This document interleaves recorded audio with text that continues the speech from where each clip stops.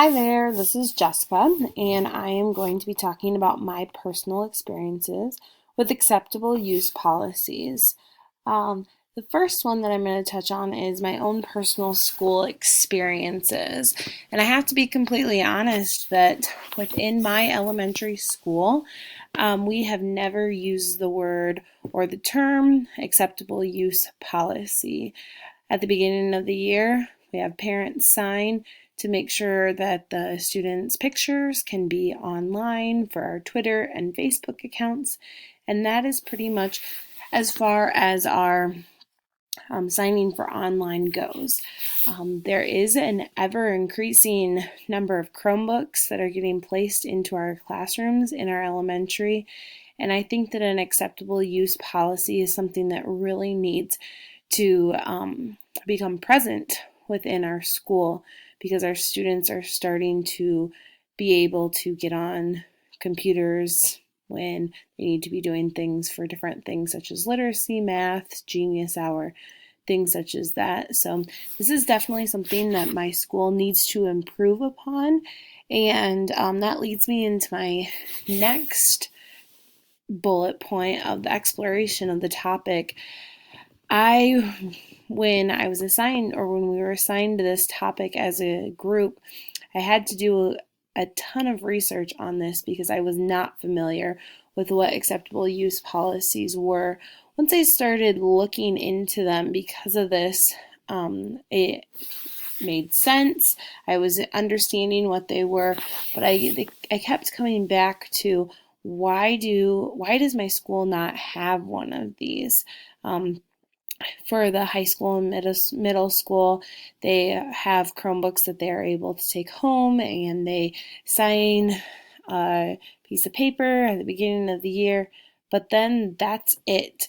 And I found that through the exploration of this topic, the AUP, acceptable use policy, needs to be talked about on a constant basis, not just at the beginning of the year when the Chromebooks are signed for and said, all right, these are yours for the year.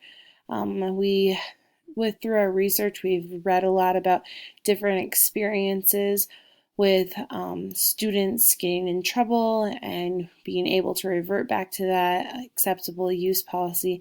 And I think it's very important that the verbiage with the acceptable use policy becomes almost natural and consistent among administrators, educators, even para-educators, students, all stakeholders that are involved need to be using that language. Which then goes into my last bullet point for why should we have AUPs?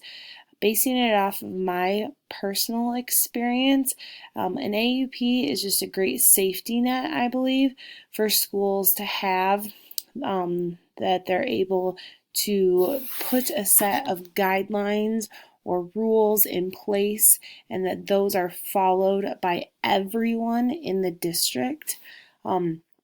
When doing some research, it was interesting to see how some of the guidelines, a lot of them are put into the don't do this, don't do that, don't do this or that. And one of them really focused on using don'ts and do's, which I think do's are a great thing because it is that positive language for students and maybe how they can use the technology according to the acceptable use policy.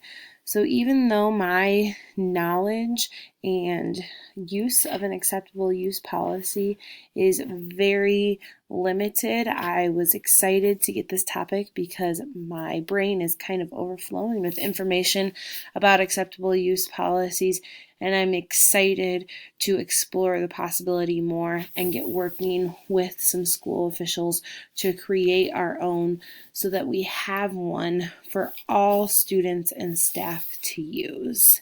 So these were my personal experiences with acceptable use policies, and I just want to reinforce that they are definitely necessary, and I'm excited to look more into them and do research so that I can use them in my classroom, in my elementary and in my school district.